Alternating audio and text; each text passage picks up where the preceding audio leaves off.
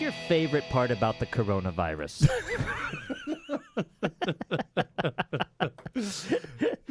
Oh my! I God. actually mean it as a real question because I have a favorite thing about the coronavirus. My favorite thing about the coronavirus is that it's going to force people to accept that working from home should be more of a common thing. What a big thing that's turning out to be. Yeah. God, my wife is working at home every day. Yeah. And it's just, she's getting as much, if not more work done than she would other. That is a hell of a lobster. That's a farty lobster. That's a farty-ass lobster. We were That's just talking his about that favorite lobster. thing about the coronavirus. No, totally, man. Like people that have kids and stuff like that, like people that have families, just being able to be home more. I mean, yeah, look, there's a silver lining to most things. Well, there's a huge fucking lining to this thing, and that is it's a huge lining and a huge economic problem because yeah, well, of course. I was reading I was reading a story about how already the investment in fucking commercial property, like office buildings, is going way down because everybody's scared that they're recognizing how good the technology is now and how much this daily commute back and forth to a single building to meet at is not necessarily needed. And the amount of capital or the amount of money that these places have tied up or amount of overhead because of facilities is obscene. Yeah. I mean, you can't beat meeting in person with a lot of type of stuff, and I think it's a valuable part of always having that being integrated. How do you say that word? Integrated. God damn, my English sometimes, you know? That's okay. It's early. Integrated into like a working environment. Like you need some of this face-to-face stuff. There's a huge benefit to that. But you don't need these families to be like people with families and shit and commuters. You don't need them going to the office 4 or 5 days a week. Not now that you can communicate with face and sound flawlessly anytime you want with anybody in the world. They need to find one fucking platform because literally in the last week I used WebEx, Microsoft Teams, Zoom, Skype, and then Blue Jeans. I didn't know there's a fucking platform called Blue Jeans, but there is. No, dude, I like it. That's good old fashioned market economics. You have someone's got to be the competition best one. They're all competing. That's they're all true. trying to improve all the time so that you'll choose them. Yeah, I these are some fucking love benefits. it. That's true. Yeah, it's like the old Xbox, PlayStation thing. Did you ever have an Xbox, man? They fell off. I didn't have an Xbox. We were more of a PlayStation family, but we weren't a big gaming family. No? We didn't do that. I've said on the stuff. podcast before, my dad tried to force it on me. It's fucking weird. Gaming's going up now, though, because of course. people being There's inside. some industries that are booming. Yeah. Fucking gaming, the porn industry, dude. Porn industry is off the charts, man. I mean, Pornhub famously made the premium subscription for free. Yeah. But I gotta say, I'm okay with the non-premium. You're old school, man. You're I don't old need school. that. Yeah, but you need to get yourself some Oculus Rift virtual reality goggles. Yeah, and then you're laying on the back in your bed holding a couple cantaloupes, and you tell me that you're not holding a couple cantaloupes. Dude, I remember the old fucking days where it was wiener, wiener, wiener, wiener, and then you could finally get on the internet to download a picture over 15 minutes. Yeah, that song. And that was enough. The build-up. Yeah, but you people think you youngins out there think memes are a new fucking thing. In the fucking 90s, the photos, one photo would take like 10 minutes to fucking download. It's no and joke. It would be like pixel line by pixel line, top to bottom. And it'd be this hot woman, and it would go brip, brip, brip. And then when it got to the vagina, it would be like a Photoshop dick or like somebody's face or something like that. And you just invested 9 minutes in this photo. All that bandwidth. Yeah. No calls coming in or out. Yeah, you can't. Someone picks up the phone, it fucks up your download, and you got like a half pixelated. Are we Peaky Blinders over there? No, I think it's good. Good. I don't want to rock people's ears with this these fond memories of the internet. I got to be careful. I mean, we did a check, but I'll tell you though. Maybe I'll bump it down a bit just to be safe. What I was gonna say, my favorite bit about Corona is that all the songs. So normally you've got like fucking performances and you've got rehearsals that you got to stay fit for. Yeah. I don't have any of that shit right now, which means that when Renegade comes on, I am singing balls to the fucking walls on it. Yeah. And I don't care. If I'm a little hoarse blowing the your next voice day, out. I'm just blowing it out. Okay. Oh, okay. I'm going nuts. All the high bluegrass harmonies are mine. Blow and that right shit in my out. nose. Dude, I was jamming on "You Raise Me Up" on the way out here. See? But I had some. That's high for you, dude. Yeah, it is. But I had some flashbacks because I don't know if I've talked about it on the podcast before, but I did this concert once, and we were backstage like after one of the sets, and right before our last set, this tenor I was doing the concert was like, "We don't have an encore, man. They're gonna want an encore," and I was like, "Let's just do and I think he suggested, let's do "You Raise Me Up" and you just do some harmony," and I was like, "All right." And I was young back then, and I shit the bed, dude. I shit all over the bed. Nice. I like it. Well, whatever. Who cares? Am I peaking? Should I check? Those are some big sound waves. Those are some big sound waves. But you are kind of a big sound wave. Now they're small. Yeah, now they're small. See? I just clicked to make the image smaller. But I remember at the end, it's all about perspective. It was like, how does that song end? You raise me up to more than I can be. And I tried to do the be at the end or something like that. To riff. I couldn't find it. I was just like, be. And I just let this big shit go. And it was like, do you know how sometimes there's a break before applause because it was good, but sometimes there's a break because it was bad and you could feel the difference? Right. It was the latter, my man. Yeah. Sorry, I never said it. This is your fucking podcast for April 11th, 2020. How the fuck are you doing? April 11th, 2020. We've been doing this for a while now. We started this thing like 3 years ago or something. We've been doing this podcast for a while now. And I got to say, it's not going not too shabby. No, let's talk about it. Let's get into it, huh? We will give you weekly podcasts this month. Hello. Because we had some sponsees come through. We didn't have some sponsees come through. We had all kinds of sponsees. And so you guys, we told you that if we could afford to put the extra podcast up, because it's not so cheap. It's not so cheap. If you want to put a couple podcasts up a month, that's fine. But once you start cranking out 4 a month for the main podcast, then the 4 we do for our secret sponsors every month, 8 podcasts a month that are an hour long each, 8 hours of content that you're uploading to a server. It's not so cheap. No, that's not so cheap, and that's on top of all the other fucking stuff that goes into the studio and the production and stuff like that. Well, that alone. So you sponsors, you came through. We're going to announce your names later. We always do it in the middle, so we won't do it just yet.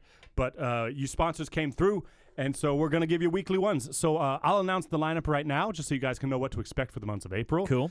Next week, so this is your podcast for Saturday, April 11th. The following Saturday, which you don't even know what this podcast is about yet, but we'll tell you soon. We'll tell you real soon. Well, you probably read it somewhere. Yeah, that's true. Then the following week, we're going to do for our main podcast, we're going to do Orfeo. L'Orfeo, from Monteverdi. Yep. And then for our secret sponsor podcast, we're going to do a whole podcast about Monteverdi next week. So your secret sponsor will get to hear a whole podcast about his life. And then the following week in April, we will do a video podcast. Then our next video podcast, or our second video podcast, and it will be about the future of music. Where's music going? Where's music headed, man? Which of course includes the future of opera, which is relevant right now with all the streaming shit going on and all that. And for our secret sponsees, what's the secret sponsor one? I can't remember. The past of music, the origins of music. Right, we're going to literally try to, in a 1-hour podcast, encapsulate the history of Western music. Well, Grout and Paliska will be very happy. Not the whole journey, just where I'm doing it, dude. Origins. I'm practicing talking faster. Yeah, very good, very good. Well, cool, man. Well, then let's get to our topic today. You want to introduce it, Mike? It's alcoholism, baby. Man, you just fucking actually you didn't tease it at all. Alcoholism is not even the clinical term for it. It's alcohol use disorder now. They changed it. Yeah, they always change all these things, but I wonder why. Well, they did it because alcohol use disorder encapsulates a wider range. Okay, because alcoholism is more like a chemical thing. Yeah, no. Like it's people consider alcoholism like a blackout drunk sort of thing, but alcohol use disorder encapsulates also the party foul on fucking real. Oh, drink it, you dirty bitch. Goddamn. How do you want to solve this? Should I get a paper towel? I don't know. Okay. This is embarrassing. Can you keep talking? Are you this taking is photos of me? Oh, our assistant is here. My God, our producer is here. The producer has come. Producer is here, and she's. We might need. Thank you. That's the other thing. We're working on getting this producer full time. She's here today, bringing us fucking paper towels. Yes, thank you, mystery producer. Mystery producer. We haven't come up with. She doesn't. Oh, those are. What are those fingers supposed to mean? All right. I'm sorry. I just. Man, you got long middle fingers. Yeah, she's got long ones, man. Fucking. If you were a dude, those would come in handy. Oh, I guess they'll come in handy for women too. Yeah, man. Yeah, it's 2020. Okay, sorry. I punched my beer. I spilled a beer last night too, dude. I'm all over. You need fewer drinks, dude. That's one of the signs of anyway, alcohol I'm sorry. use Alcohol disorder. use disorder. No, it encompasses a wider range of tendencies. Yes. Than alcoholism does. No, that's true. But that's what it's called. No, and that's a good segue into kind of this whole thing, because I think sometimes with alcoholism, which this is one of our more serious podcasts, I guess we always try to keep it light, but we had a lot of people write us in saying, like, you guys talked about alcohol, but you didn't really talk about the darker side of it, which is true. Like, why not discuss that? Good. You know what I mean? I want to put a preface on this. Yeah. A disclaimer. Yeah. Which I doubt that most of our listeners need this disclaimer. If you're listening to us, you understand that we joke around about shit. Even serious subjects. I guess theoretically someone could be jumping in right now, you know? What do you mean? Starting with this episode? I guess so. So let's give you this disclaimer. There's not a thing that we don't joke about. It's one of our fucking theories on sex, drugs, and opera is that you can better deal with something whenever you can have lightness in it and our whole thing is that sometimes a fear of having the discussion is why these things don't get talked about. And one of the reasons I think alcoholism exists so much in the music world in general, but especially the classical music world, is because things like stage fright, like audition anxiety, are kind of topics that people do not feel comfortable and open talking about it, even though it's something we all deal with. And so often people feel forced to deal with this alone, and then they turn to the bottle, man. That's right. You know? Man, there's no worse smell than like beer that's on a table. And, You know what I mean? Like if you smell beer from the bottle, it smells good. But when you put that shit on a table, nah, man, nah, brah. Anyway, I didn't mean to fucking stop the flow there. Do you have any? Do you have personal experience with people who are alcoholics or anything like that? So much, man. My dad's side of the family was all of them were alcoholics, and I wasn't really allowed to see them that much. Not allowed, but it's just like we didn't have a relationship with them. Yeah. And I mean, both my grandparents, my grandpa especially, died from alcohol-related things early. You know, I was like a teenager when he died, but all my uncles died like in their 40s from it. Oh, really? You know what I mean? Oh, yeah. Jesus. And my parents, I've never seen them drink a drop of alcohol. Really? No, I saw my mom drink like literally like a sip of wine once. And they do that because I don't mean to get into it. Get into it, man. Get into it. I mean, I didn't expect that kind of response. But, I expected, I know somebody, but no. I got 30 people that died. I've seen a lot of it. Yeah, no, I think from my dad especially, I think, he doesn't do it because he saw that growing up with it. Some of the stories he told me about growing up in a household that was kind of ruined by that, you know, I think it's like he's just like, fuck that shit. See, that's great. Fuck it, you know? Yeah. See, that's great. And I respect it. I've never been like, come on, Dad, have a drink. That's the thing with alcoholism. It's like, I drink alcohol. I enjoy drinking alcohol. Yeah. I've never had a problem with addictions, with drug and alcohol. Yeah. I've always been able to stop, you know? And I recognize it myself, but I've never pushed people. You know, like, why aren't you drinking? No. Come on, man. You never know why people aren't drinking. That's true. You really shouldn't push people to drink. That's true. Unless that's your friend, you know, it's obviously different. But if it's like someone, no, but like unless it's someone that you really care about, then you push them right. Well, into no, it. just to be realistic, like you and I, Mike, we drink beer every time we see each other. And if you weren't drinking, I'd be like, "What's going on with you, man? Are you sick?" Right. You know. But if it's someone you don't know well, then it's like you never know what their past is, man. So I don't know. The lesson I learned from that is like, if people aren't drinking, I don't really ask why, because you don't know what they've seen. Right. You know, you don't know what they grew up in. I don't know. So yes, I mean, some of the interesting things to me is, like, they define it. Yeah. When I say they, I mean they. Yeah. You know, I mean the people who define such fucking things. Webster. The number I always came across as the beginning of alcoholism is 14 drinks a week. for men, 7 drinks a week for women. That's they define crazy. it differently for women, by the way. I had a friend who was a doctor. She's still a doctor. She's not my friend anymore. I don't know. English doesn't really have a way to fucking make that differentiation. But yeah, I remember like we were talking about this, and she was just like, yes, medically, like almost everybody's an alcoholic. Medically. Yeah, but that's, you know what I mean? So look, if you go out on Friday and Saturday, not both days, but if you go out once a night or once a week and you have like a couple beers throughout the week, you've probably hit your 13, 14 pretty easy. Right. And there's part of me that thinks to myself, that's too fucking low. Now, I'm sure, have good reasons for it, but when you can define basically everybody as an alcoholic, then you define nobody as an alcoholic. Yeah, and that's part of the problem, I think. That's why a lot of people don't get help, because it's like this big gray spectrum, and it's like, well, you're already in the alcoholic spectrum. You know what I've been told by people, Mike, you're they said, how often do you have a beer? I'm like, I have a beer every night. Yeah. At least one. And they're like, you're an alcoholic. And I'm like, what? Yeah, jacking off every day doesn't make you a sex addict. That's right. Good comparison. That's what you should have said, dude. Good comparison. I eat every day. Am I addicted to food, man? No, I mean, it's... You need food. I know. But I think you're right. That sort of scares people off whenever they're like, what? I am? What? No. Well, it just makes it ridiculous, because it's like you crack open a beer, you sit on your balcony, you drink it, you go inside, you're with your family. It's like it completely doesn't like control your life in a bad way. Yeah. It's like for someone to say what you're doing is then you're in this group of like people who need help. I think it turns a lot of people off to the idea. You know what I mean? It hurts. It hurts the cause doing that. I think it's the CDC in America. They define it. They have like 11 points that they say are signs of alcoholism. Okay. And 3 of the interesting ones were continuing to drink even though you suspect it causes problems. Yeah, I agree with that. Sure, for sure. Cravings for alcohol, which that's the one where I think, that's too vague again. Yeah. A craving. I have cravings for chocolate. Yeah. I have cravings for Coca-Cola. Yeah, sure. Every once in a while, I will say, oh man, I really want a Coke, a really cold, bubbly Coke right now. Yeah. I have a craving for alcohol sometimes. Yeah. If you're out and you're like, oh yeah, I'm having a steak. I want wine. I want red wine with this goddamn steak. You know what's weird, though, is I crave the flavor of beer or wine. But it's like I don't need, because I'm going to talk about a documentary later. I'm going to let you talk about your thing now. But like there's a documentary about classical musicians I want to talk about who struggle with alcoholism. And it's like people eventually start getting into like cheap fucking vodka. You know what I mean? Because they wake up in the morning and it's like they need to get it in their system now. Like that's obviously severe alcoholism. Yeah. But I wouldn't compare that. That's not a craving. That's something else. So it seems a little bit like we're making light of it right now, or that we're saying it's not.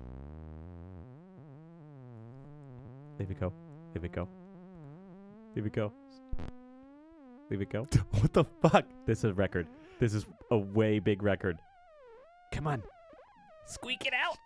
Squeak it out. It's gonna go. How high is it gonna?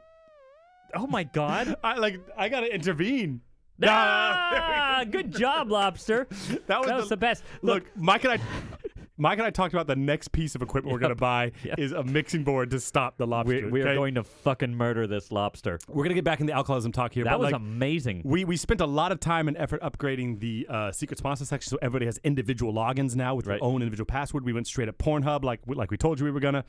But next that was rage. Fuck you, Lobster. He knows we're gonna kill him. We're getting rid of this piece of shit. You. All right. Sorry, I didn't mean to break the flow. The lobster broke the flow, but. So you said starting in with the 3 things, because I kind of. Oh yeah. It seems like we're saying it's not a big deal, or you're not really an alcoholic. That's not what we're trying to do. No, I'm saying there should be more defined spectrum. Exactly, there should be more of a defined spectrum. But there are definitely people who have chemical. You can't really say. I'm not sure if they define it as having a chemical dependency on alcohol. I'm not sure if that's a medically correct way to do it. Like you have a medical dependency on opium or something like that. I don't think it's quite opioids. I mean, I don't think it's quite the same thing. But there are all kinds of different fucking treatments for it. Yeah. Like that's the crazy thing. When I was researching this, I thought it was. Yep, you join AA. You got fucking 12 steps, right? Yeah, I mean, that's, yeah.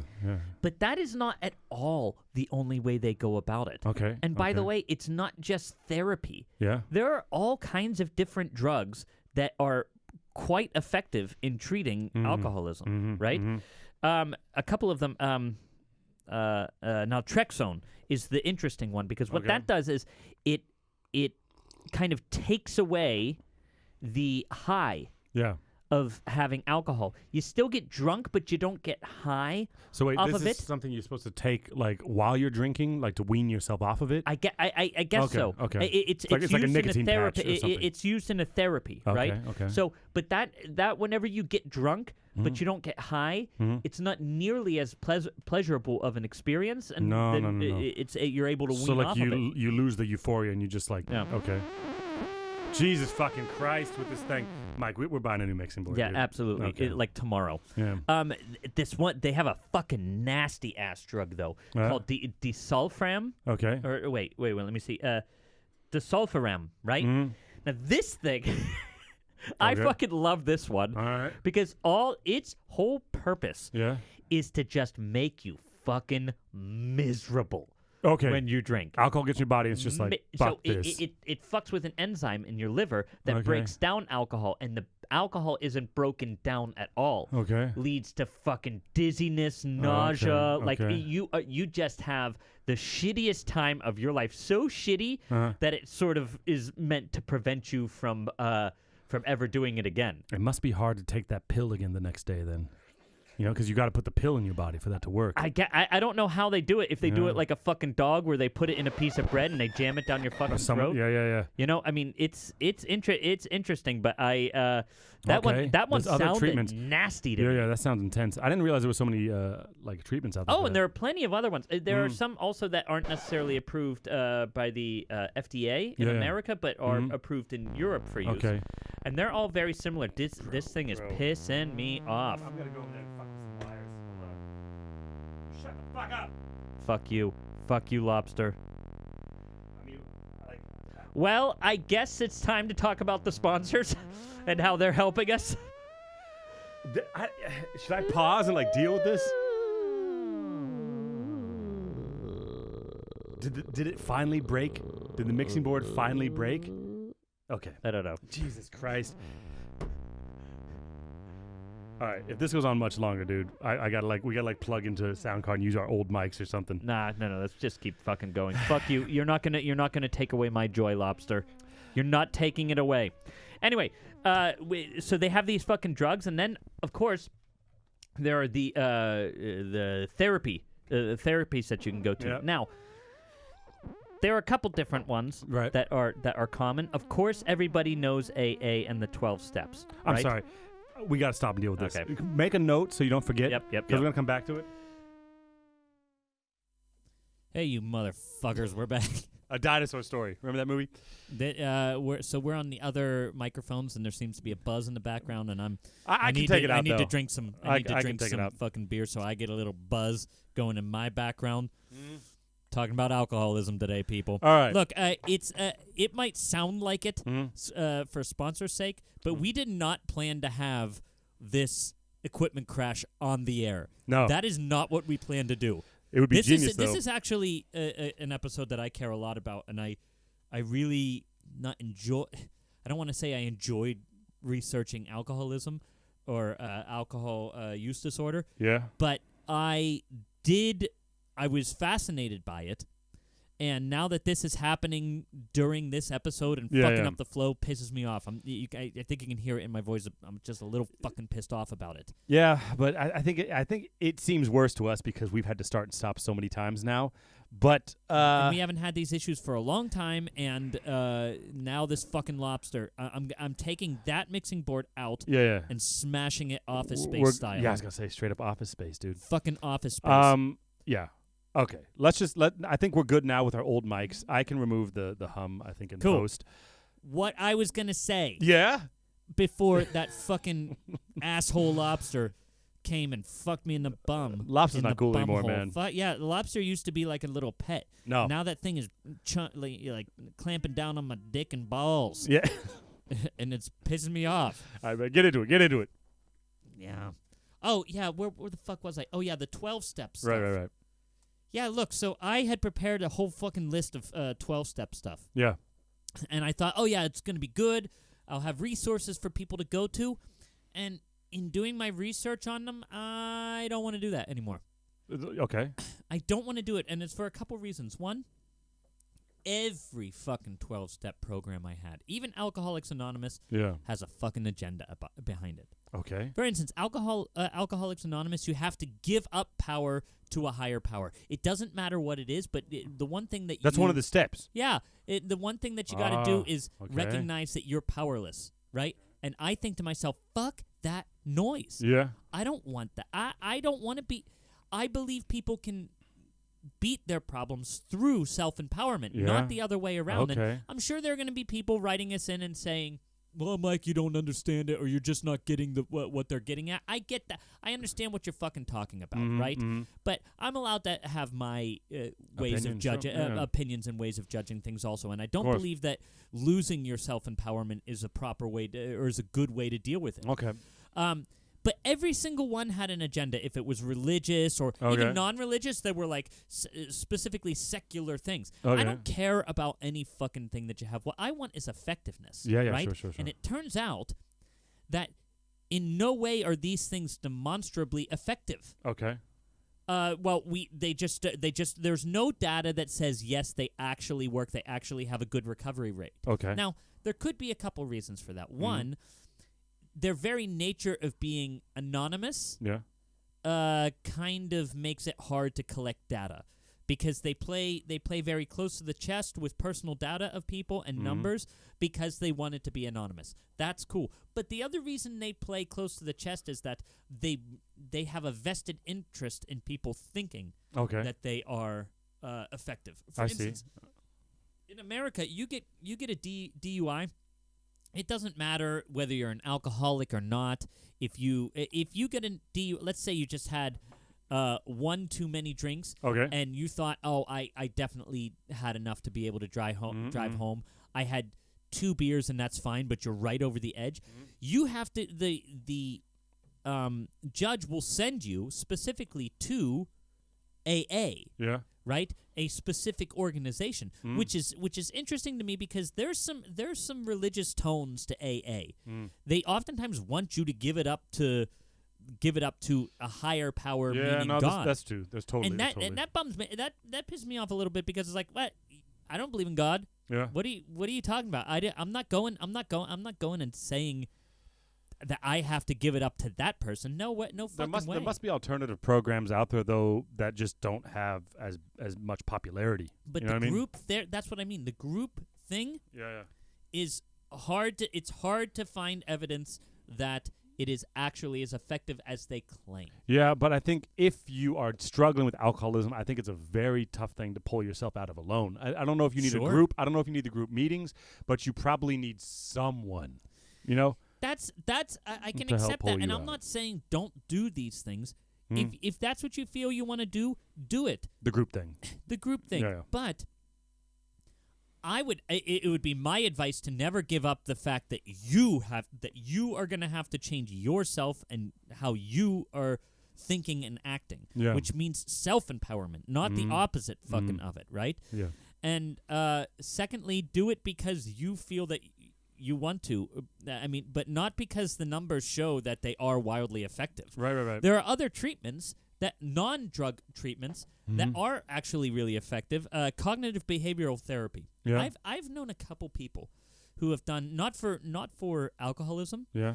But who have done cognitive behavioral therapy, and they all swear by it. And there are trials to show that it actually is effective in what it claims to be effective in, and that is changing behavioral patterns. It's a form of therapy that helps identify and change harmful thoughts and behaviors. Okay. You know, so it helps you recognize the behaviors as they are and for what they are as harmful. Okay. It sounds simple, but that is not oftentimes the simplest thing for somebody who's caught up in something. Like this. Sure, of course.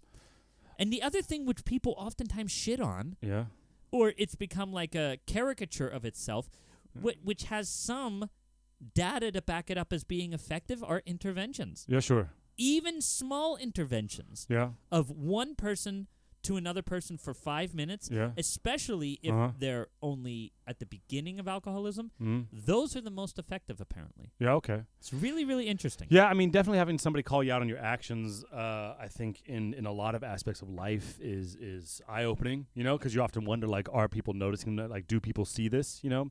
But also for people to be like interventions done correctly, for people to be like, hey, we care about you and we want you to fucking fix this, you know? But yeah, I mean, Jared once had an intervention with me where, he's like, Mike, listen, can you just please not take your dick out during the recording of the podcast? And it did nothing. And I must I haven't done it for days, you know? No, I mean this. So we've given. I mean this has been a fucking wild podcast, but we've given a fair amount of information about like alcoholism and the science behind alcoholism, and like kind of the methods of treatment out there. And if you're struggling with alcoholism, there's like just Google it. There's so much help out there for it. You know, it's not a rare thing to be able to find some sort of path towards recovery. But what I'd like to discuss, if you're down, is kind of more alcoholism, Mike, in how it is in the music world, in the opera world, but music in general. I'm down, motherfucker. All right, man. I'll plug it now. So I watched this documentary a long time ago, actually, and I tried to kind of oh man, they delivered my microphones. They're always going to deliver that shit when you're not home, you know? Exactly. Anyway, so, okay, first, I have a random tidbit of knowledge here that you might find interesting. Tidbits. Do you want the tid or the bit? The tids and the bits. Oh, I'll give you both the tids and the bits then. The bits. All right. So I pulled this off the interwebs here. A study conducted by Northwestern University found that 22.4% of songs on the Billboard's Hot 100 list mentioned alcohol. Yeah. Right? That doesn't fucking surprise me at all. Right. And so, like John Hopkins University did another study, and 720 songs, with like almost 200 of them mention alcohol. So, what do you think the top 3 genres are that mention alcohol? What do you think number 1 is? Country. No, that's actually number 2. I didn't think about that. Number 1 is hip hop and rap. Yeah. Number 2 is country. Then 3 is, of course, pop. Right. I mean, pop music. They're all different. They all mention it differently. Like, back of my pickup truck with a beer. That sort of thing. Did you read this article? No. Because you're fucking nailing it, dude. Are you serious? They give a breakdown of like which alcohol is talked about in which one, and how they do it. So let's see. Themes of alcohol use were most apparent in hip-hop. These genres accounted for 37.7% of the songs that mentioned alcohol and most frequently referenced tequila, vodka, cognac, and champagne. Right? Yeah, cognac and champagne. Yeah, right, of course. And then country music was alcohol and whiskey. It was beer and whiskey. Yeah. And the other one, the pop, must be going out to the club. Yeah, pop is more about like the portrayal of like partying with alcohol and stuff like that. You know, doesn't surprise me at all. And so when you talk about alcohol in music, there's so many things to talk about. It's like how it's portrayed in music is one conversation to have, of course. But then the other thing is, of course, musicians and how it affects them. And there's a documentary I'm going to plug. It's not, I got to admit, it's not the most interesting documentary in the world, but it is. It's called Attic Symphony. There's a symphony in London, I think, or somewhere up in Birmingham, maybe somewhere up in the UK. Like a symphony orchestra. It's a symphony orchestra where everybody in the orchestra is an addict or a recovering addict, and they're all classically trained musicians who had classical careers. Like people are dealing with like meth, heroin, alcohol, ecstasy, like different addictions, and they have a whole fucking orchestra where they can make music and try to get over it. And they made a documentary about it, but they talk a lot about this one woman who plays cello.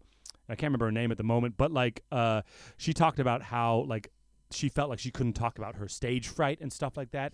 And it led to her, like, you know, she would wake up, chug vodka just enough to get to the next store to buy enough. Otherwise, her body would start to have withdrawals. And she kind of got in this thing where it's like she had to keep it at that higher level because her body would start to fucking reject it. You know what I mean? Do you know who Mitchell and Webb are? No. So they're a comedy sketch duo team in Britain, right? Okay. Great show. One of the best sketch shows ever. They're really, really good. And they had this one sketch about how everything you can do everything slightly better if you're slightly pissed. Yeah. Pissed meaning drunk, okay. Right? They say everything is better after 1.5 drinks. Yeah. And look, I don't mean to plug alcohol use here, right?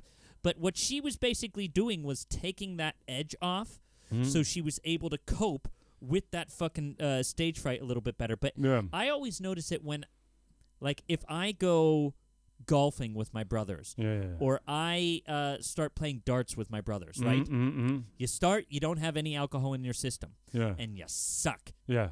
And then you get like 1.5 beers in, and for some reason you hone. Yeah. You fucking hone in. You're able to hit that bullseye. You're able to hit that fucking ball, and then you go over that, and there's boom, everything goes away again. Yeah, but I mean, like, I doubt that there's a lot of world champion dart players playing drunk. You know what I mean? I think Not drunk. Buzzed. Slightly. Yeah, but I think probably what's happening is there's like a psychological block that a non-professional athlete or like someone who hasn't had a long music career, right. They haven't learned how to deal with that block, and so the alcohol is a way of using some sort of external substance to like temporarily relieve yourself of that mental block. Yeah, it's self-medication. But I think if you're like an Olympic athlete or you're like a world-class dart player, I think those people would not. They have figured out how to deal with the pressure. That's how they. Yeah, everybody, and so they've overcome that, and I think musicians are the same way. I think we've talked about on the podcast before that like there are these humps you have to get over as a musician. There's these hills you have to climb to where it's like, man, I used to do this based on ego when I was younger, and now in my 30s and 40s, I don't have the ego anymore because I know how much better other people are. I know that there's people better looking that sing better than me, and so what do I use now to sing? What do I do now to go in front of 1,000 people and do my fucking craft? And there's a fucking, and I plugged the book Inner Game of Tennis before. I'll plug it again. I think it's a really good book if you're dealing with stage fright or anything like that. But some people, they deal with it with drugs and alcohol and pills and food and sex. It's you take your pick. Yeah. But often external things are a quick fix that some people get lost in, I think. Yeah. You know? I mean, it's yeah, fucking, it's classic self-medication. It's classic self-medication. And, of course, it seems that musicians, people who perform in front of thousands of people, are especially susceptible to something like alcoholism. Or, what are they called? Beta blockers. Yeah. Lots of people fucking do that shit. Painkillers, too, man. Yeah, and painkillers also. You just, because you take that oxycodone or whatever, and you're just kind of like, yeah, man. You know, people take that shit for sure. And I think in the music world, it's the pressure. I think it's the you can't talk about it openly. You know what I mean? Like, hey, man, I'm scared to sing tonight. You can't be that guy. People like, God, Jared's fucking like, he doesn't have it anymore. He's cracking, you know? Yeah. Like that shit. And then also I think it's the availability. I think that is got to be a factor in addiction, whether it's drugs, alcohol, sex, or things like, is it readily available? And in the opera world, at least in Germany, where Mike and I have been for the last decade or so, man, after every show, you can go have a drink, and people not only don't give a shit, they expect it of you. Yeah. Oh, come on, man, don't go home. You know what I mean? It's like it's really okay to drink every day of the week. Yeah. And so it's like that makes it more complicated. I guess so. I mean, it's funny. When these major sources of death in America, for at least, alcohol, drugs, obesity is a big one. Yeah. It's really, really taboo to talk about these things that are killing millions of people. Yeah, yeah. That's a real problem.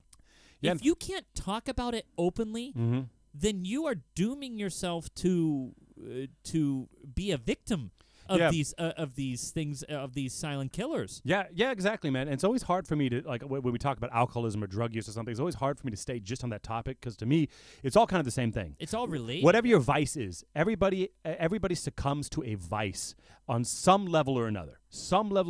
For some people, it's as small as like having like a little piece of chocolate every day, but you succumb to a vice. You know, I read an article about Zac Efron. Okay. On Baywatch, right? And he was sexy as fucking Baywatch, right? Yeah, that movie sucked. Though. Yeah, but his abs didn't. But like the thing is, he was talking about how he's like I will never be in that good of shape again, because I was worried about the amount of water in my body, because if you have water between the skin and your muscles, it's gonna make your abs not look as cut. Right. And it's like, you look at these articles with like Hugh Jackman playing Wolverine, and he's like, I could hold that for 1 week and then I couldn't do it anymore. Like nobody, like all these models and magazine people and bodybuilders and stuff, it's like they get peak for a week, but and like even people like that are doing like stage acting with their shirt off, you can get peak for like a week or two, but nobody can live that lifestyle all the time. You have to have some chocolate. You have to take a nap. There are people who do it, There are people who do it, but they're freaks. And that is just the life they have been doomed to lead. But even people that are like just fucking jacked on Instagram or something, they don't look like that every day. You can't hold that lifestyle. No, I mean the people that are addicted to working out. They wake up and they run 20 kilometers now you have a day. And that's a vice too, and that's also a dangerous vice because it's like this is a good thing. Yeah, you know what I mean? It's like it's a good thing to exercise. It's like too for the right reasons. But there is like, not a thing that in this world that won't kill you if you have too much of it. Yes, and also the reason for doing it, like the reason it's a touchy subject, but like I don't want to shy away from touchy subjects on this show, but like the reason that you and I can drink beer while talking about alcoholism is because I don't use beer to fill that thing. I struggle with filling that hole, you know what I mean, whatever that is, and I do it and I've done it with alcohol periods in my life, and I'm like, I got to stop this, you know? Yeah. I've done it with drugs, I've done it with sex, I've done it with food, I've done it with a lot of stuff, and I think that's normal. I think most people go through phases, but the issue to address is whatever that thing is that's making you run to that vice, that's the thing that I think we shouldn't be afraid to talk to people about. Exactly, and that makes me, question a lot of this, like, sometimes because there's a question whether alcohol is an actual chemical dependency that somebody has. Yeah. Which means that it's more of a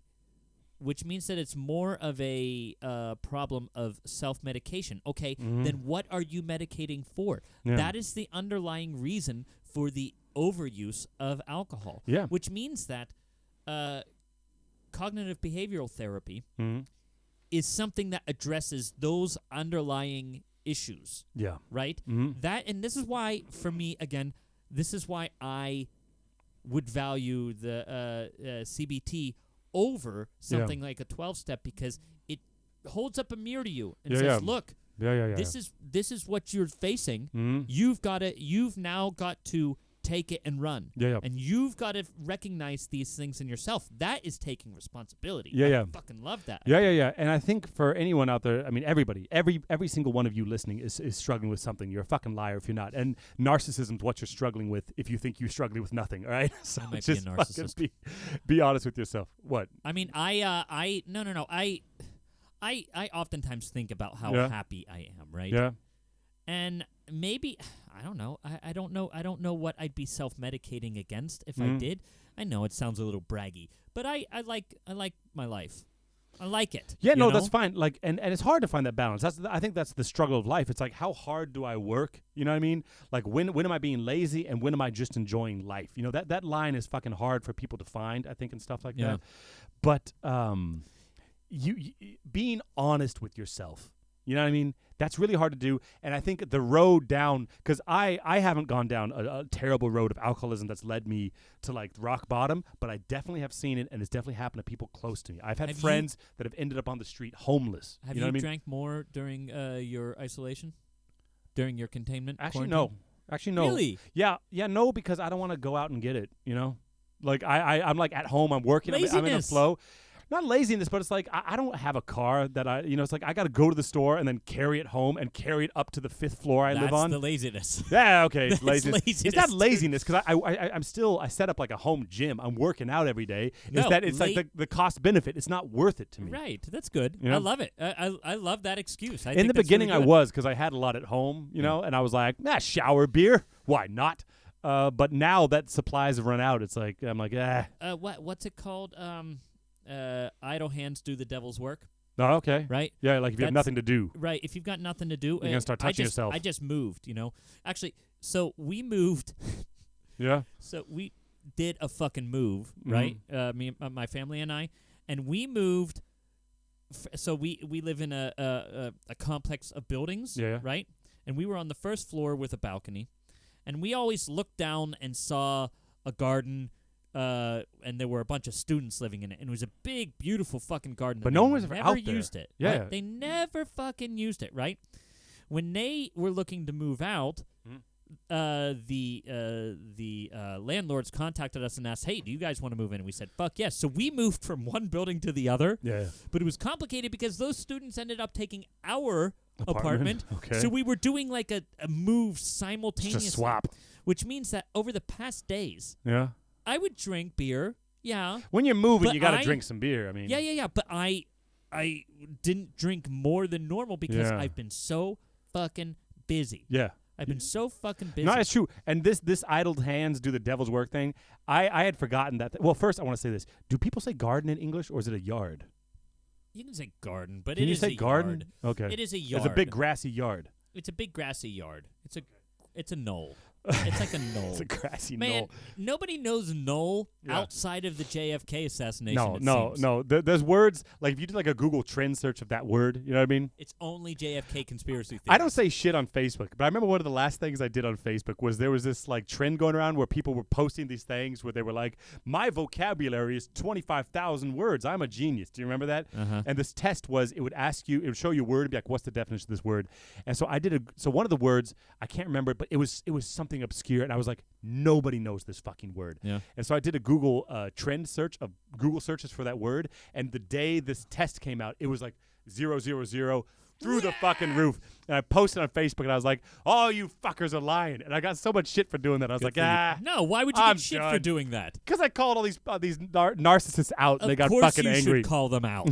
Of course you should fucking call them out. There's evidence. There's fucking evidence. I love that shit. I love facts. I've said it before on the podcast. I'll say it again. When Pornhub releases their like who's jacking off to what and where, and it's always like the most racist part of the country is watching the most interracial porn. Totally. I can't get enough. I know it's the. We started talking about Pornhub at the beginning of the podcast. They're a good fucking company. They've planted trees. There's that story about like the government in Boston or somewhere like wasn't plowing the road, so they like got their own like plow trucks to plow snow and stuff like that. Oftentimes companies can get fined for things like that. Yeah. When they will plow the road. Okay. Municipalities do not like when that shit happens. Okay. I know it's fucking bullshit. Hey, let's get some sponsors in here. Okay. I've been itching to talk about these people. Let's these do it. Fucking angels. Then let's this is turning into a long one here. Let's wrap up then the alcoholism thing. Okay, like it's a big thing that Mike and I are actually going to continue in the Secret Sponsor podcast. After this podcast, we will take a quick break, and then we will record a Secret Sponsor podcast, which is about some of like I guess we're gonna call it drunk geniuses or something. It's about these composers and artists and people who used drugs and alcohol to either do their art, struggle with it during their art. So that's gonna be the theme of our next podcast, and we will continue Secret Sponsor podcast. Yeah, the Secret Sponsor podcast that's released with this one for our sponsors.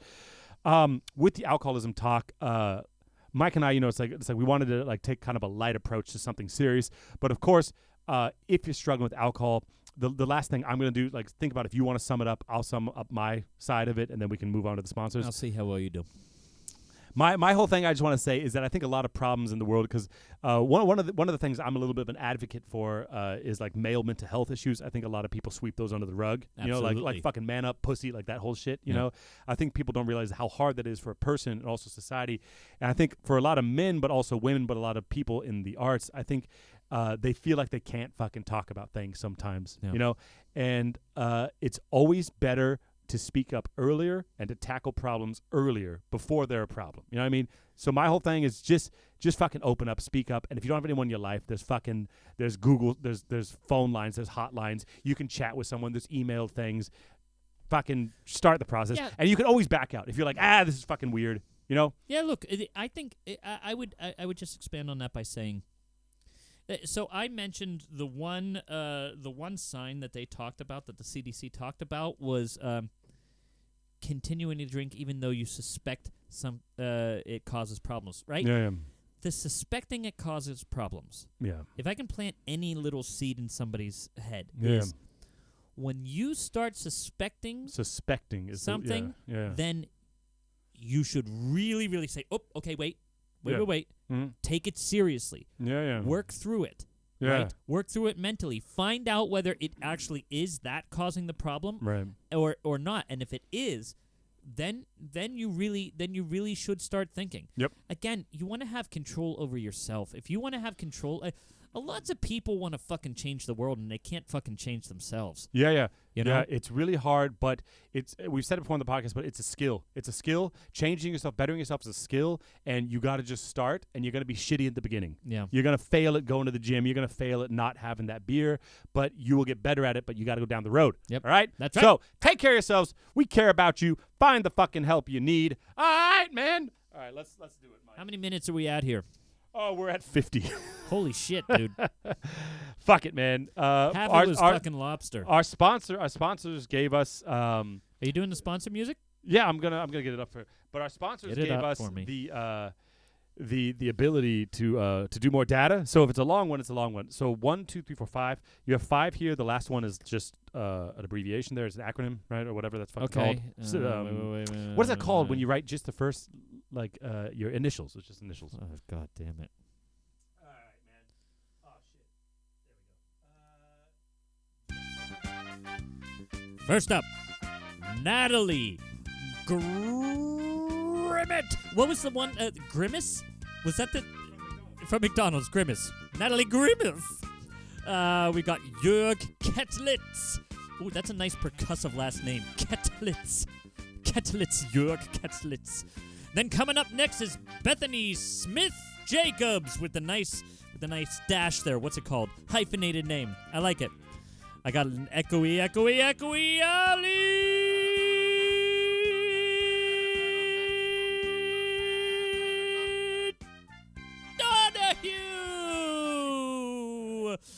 And RM. We got one with the initials RM. Yeah. I like it, people. I like it. The anonymous RM. That's nice. RM. RM Martin. I believe it was the great Abraham Lincoln who first coined the term clusterfuck. Look, that's not true, okay? Don't believe everything you fucking hear on a podcast, okay? Look, this podcast I would define as a clusterfuck, okay? Microphones broke, lobsters went wild, beer was spilled, and in this last 5 minutes of this podcast you've been listening to, I turned on the secret sponsor music. Mike went bananas, as you've just heard, and then my microphone just cut the fuck out, and then the feedback from it was just unlistenable. So I had to scrap the last 5 minutes of the episode. So I'm here in post, right, doing my post edits as I usually do. This is the Friday before the podcast comes out, and there's no time to meet back up with Mike. So I am just going to kind of summarize the last 5 minutes of the podcast we talked about. So, the sponsors for this podcast: Natalie Grimmett, Jörg Kettlitz, Bethany Smith Jacobs, Allie Donahue, and then the mysterious RM. Thank you so much for your sponsorship. It allows us to do weekly podcasts this month. And Mike and I are going to do our best to continue weekly podcasts for the quarantine time to help everybody get through that. That's our goal. And that is directly thanks to our sponsors because, as we've probably said, I can't remember because I recorded this podcast days ago, you have an upload limit when you want to put stuff online. There's a per megabyte you pay. And so that often prevents us from either doing long podcasts or weekly podcasts. So thanks to the additional sponsorship from our current sponsors and also the people that joined us, we're going to be doing more content throughout the quarantine period. So thank you to them. If you're interested in helping us out, you can, of course, join us on Patreon, patreon.com/Sex, Drugs, and Opera. Or if you want to make a one-time donation, go to buymeacoffee/Sex, Drugs, and Opera. And you can also do a one-time donation there. The other thing I want to talk to you lovely people about today is the app. One of our favorite apps we talk about on this show, Opera Radar, has adapted to the times. And they now, Opera Radar usually brings you information on operas in your area, or if you have a specific opera you want to see, you can always search by opera and find out where they're playing Pagliacci, where they're playing whatever your flavor is. Opera Radar. And now during the quarantine, during the coronavirus outbreak, they've updated their app to keep bringing you opera, and you can now use the app to find out where you can stream operas. So if you have an opera you want to see that you want to stream, you want to know which companies are streaming opera, then you can use the Opera Radar app to see streaming opera, which is kind of, the world these days. So make sure you check out Opera Radar and you find your way into streaming some opera. Keep some opera in your life, all right? Anyway, it's fucking weird doing this thing by myself, okay? So I'm gonna keep this short and sweet. Thank you to the sponsors. Sorry, Mike, I had to cut the end. It was like, I mean, you guys know, right? Like, you guys are cool. I can fucking tell you. Mike's loud as fuck, right? And so when you got only his microphone and then you got me in the background, I mean, that's just like, it's just the perfect storm of bursting your fucking eardrums. So anyway, I don't have the fucking music. I didn't load the music, so I'll do that in post, I guess. But thank you so much for riding the ride. We usually like to show something for the additional sponsorship we get, and we upgrade the podcast up in standards. But today, the mixing board finally fucking gave out. You all knew it was gonna happen, and so did we. But we wanted to kind of, we don't really buy things till we need it. So anyway, tomorrow, after I release this podcast, I promise you all, okay, I'm going to shop for a new mixing board, a new sound card, and we're going to keep the standard going up. So take care of yourselves. We're going to see you next week for L'Orfeo, for the main podcast, and then we're going to do a Mantra Verdi podcast about the composer for the secret sponsors. Following week will be our second video podcasts, called Podcast, and we're going to do Future of Music, and then the secret sponsor podcast will be The Origin of Music. So take care of yourselves, stay healthy, and we'll see you in 1 week.